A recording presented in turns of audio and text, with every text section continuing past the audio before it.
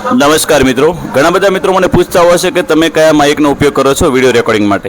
તો મિત્રો મારી પાસે જે માઇક છે એ છે ગ્રેનેરો J13 માઇક. એનો રિવ્યૂ મેં આ વિડીયોમાં બતાવ્યો છે તમને. પરંતુ હવે અત્યારે જે હાલ તમે રેકોર્ડિંગ સાંભળી રહ્યા છો એ જ માઇક્રોફોન છે.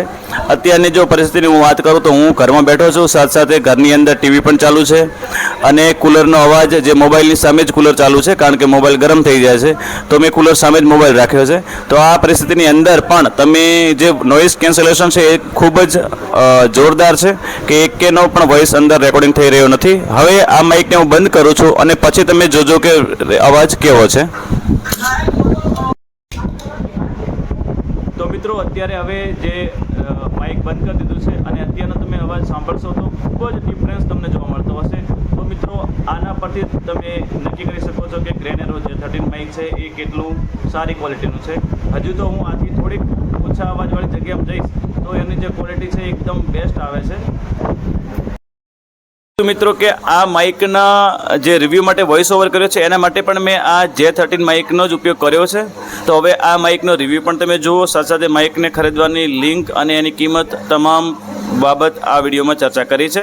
તો વિડીયોમાં છેલ્લે સુધી સંકળાયેલા રહેજો. મિત્રો તો આપણે ગ્રેનેરો J13 માઇકના બોક્સને ઓપન કરીએ. બોક્સ તમને જૂનું લાગતું હશે કારણ કે મેં 1 વર્ષ કરતાં વધુ સમયથી આ ગ્રેનેરો J13 માઇકનો ઉપયોગ કરી રહ્યો છું. હવે મિત્રો બોક્સ ખોલશો તો તમે એની અંદર એક કેસ મળશે, ચાર્જિંગ કેસ છે, સાથે સાથે આઈફોન એડોપ્ટર છે અને એક બોક્સ પણ આપેલું છે. આપણે પહેલાં ચાર્જિંગ કેસને બહાર કાઢીએ, ત્યારબાદ જે કેબલ છે એનો બોક્સને બહાર કાઢીએ. એની અંદર 2 C ટાઈપ કેબલ આપેલા છે જે બંને માઇક્રોફોનને ચાર્જિંગ કરવા માટે જરૂરી છે અને પૂરતા પણ છે.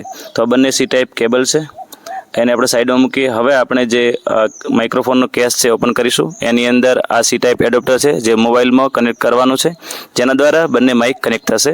ત્યારબાદ આ જે માઇક્રોફોન છે, માઇક્રોફોનની સાઈડમાં એની સ્વિચ આપેલી છે, એને પ્રેસ કરવાથી એ ચાલુ થશે અને લાઇટ બ્લિંક થશે. એવી જ રીતે બીજું પણ માઇક્રોફોન છે અને જે ચાર્જિંગ કેસ છે એની પાછળ C ટાઈપનું ચાર્જિંગ પોઈન્ટ પણ આપેલો છે, એનાથી તમે માઇક ચાર્જિંગ પણ કરી શકો છો. દરેક માઇક્રોફોનની અંદર પણ C ટાઈપ ચાર્જિંગ પોર્ટ આપેલા છે. આને પણ પ્રેસ કરવાથી આપણે બંને માઇક ચાલુ કરી દીધા છે. હવે મિત્રો આ જે એડોપ્ટર છે એ આપણે ચાર્જિંગ પોઈન્ટ જે છે મોબાઈલની અંદર લગાવવાનું છે.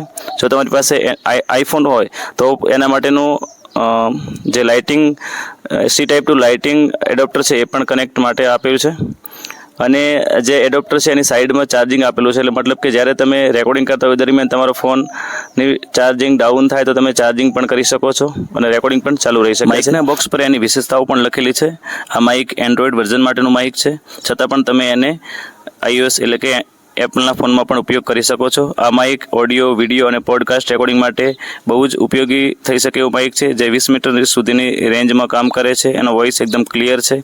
સાથે સાથે હાઈ સેન્સિટિવ અને નોઇઝ કેન્સલેશન માટેના 3 લેવલ પણ આપેલા છે અને એક બ્લેક રંગનું આ માઇક આવશે.